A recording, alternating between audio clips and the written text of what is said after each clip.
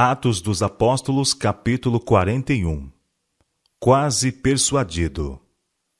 Paulo tinha apelado para César, e Festo não tinha outro recurso senão enviá-lo a Roma. Mas algum tempo se passou antes que pudesse ser encontrado um navio oportuno. E como outros prisioneiros deviam ser enviados com Paulo, a consideração de seus casos também ocasionou demora.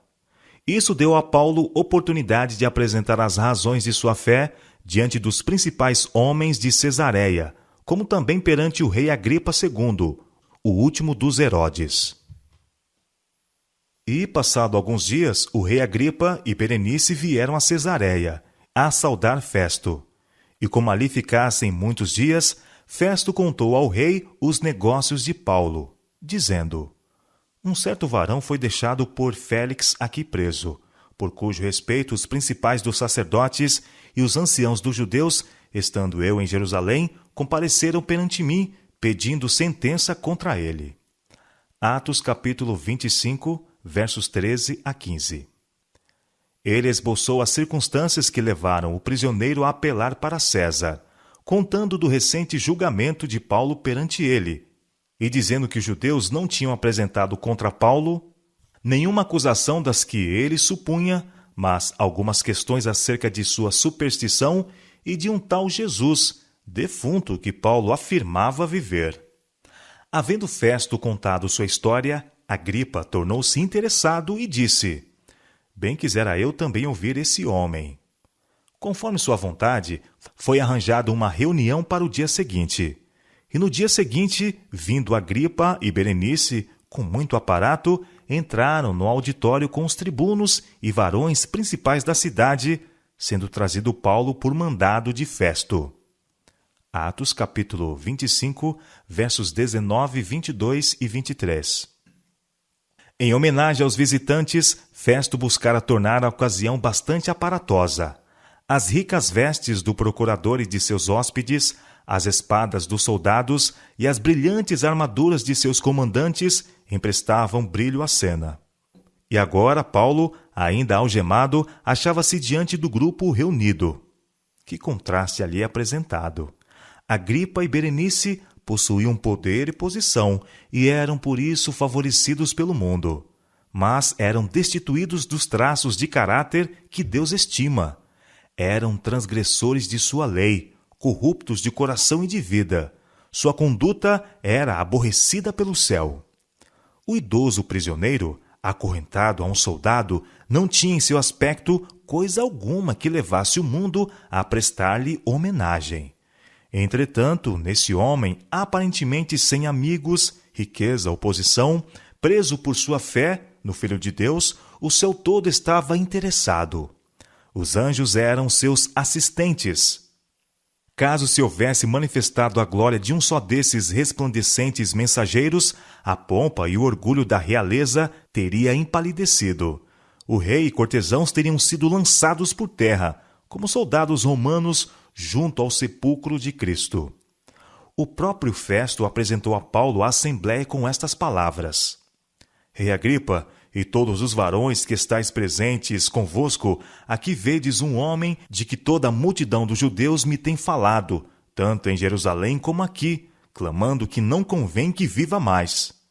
Mas, achando eu que nenhuma coisa digna de morte fizera, e apelando ele mesmo também para Augusto, tenho determinado enviar-lo, do qual não tenho coisa alguma certa que escreva ao meu senhor, e por isso perante vós o trouxe, principalmente perante ti, ó rei Agripa, para que depois de interrogado tenha alguma coisa que escrever. Porque me parece contra a razão o enviar um preso, e não notificar contra ele as acusações. Atos capítulo 25, versos 24 a 27. O rei Agripa deu então a Paulo a liberdade de falar. O apóstolo não estava desconcertado pela brilhante pompa ou elevada posição de seu auditório, pois sabia de quão pouco valor representam riqueza ou posição mundanas. Poder e pompa terrestres não poderiam nem por um momento abater-lhe o ânimo ou roubar-lhe o domínio próprio. Tenho-me por venturoso, ó rei Agripa, disse ele, de que perante ti me haja hoje de defender de todas as coisas de que sou acusado pelos judeus. Mormente sabendo eu que tens conhecimento de todos os costumes e questões que há entre os judeus, pelo que te rogo que me ouças com paciência. Atos capítulo 26, versos 2 e 3. Paulo relatou a história de sua conversão de obstinada incredulidade à fé em Jesus de Nazaré como Redentor do mundo. Descreveu a visão celestial que, a princípio, o enchera de indizível terror. Porém, mais tarde provou ser uma fonte da maior consolação, uma revelação de glória divina, no meio da qual estava entronizado aquele a quem ele desprezara e odiara, cujos seguidores procurara levar à destruição. Desde esse momento, Paulo se havia tornado um novo homem, um sincero e fervoroso crente em Jesus, a isto chegando pela transformadora misericórdia. Com clareza e poder, Paulo traçou perante Agripa um esboço dos principais acontecimentos relacionados com a vida de Cristo sobre a terra. Sustentou que o Messias da profecia tinha já aparecido na pessoa de Jesus de Nazaré. Mostrou como as Escrituras do Antigo Testamento haviam declarado que o Messias devia aparecer como um homem entre os homens, e como na vida de Jesus se havia cumprido cada especificação esboçada por Moisés e os profetas. Com o propósito de redimir o mundo perdido, o divino Filho de Deus, desdenhando a ignominia, suportou a cruz e subiu ao céu, triunfante sobre a morte e a sepultura. Por que, raciocinava Paulo? Parecia incrível que Cristo ressuscitasse dos mortos? Mas como poderia descrer daquilo que ele mesmo havia visto e ouvido? À porta de Damasco havia sem qualquer dúvida contemplado Cristo crucificado e ressurgido, o mesmo que tinha palmilhado as ruas de Jerusalém, morrido no Calvário, quebrado as ligaduras da morte e ascendido ao céu. Tão seguramente como Cefas, Tiago e João ou qualquer outro dos discípulos tinham o visto e com ele falado. A voz o intimara a proclamar o evangelho de um Salvador ressuscitado.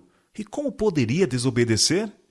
Em Damasco, em Jerusalém, através de toda a Judéia e nas regiões distantes, havia ele testemunhado de Jesus, o crucificado, mostrando a todas as classes que se arrependessem e se convertessem a Deus, praticando obras dignas de arrependimento. Por causa disto, declarou o apóstolo, os judeus lançaram mão de mim no templo e procuram matar-me.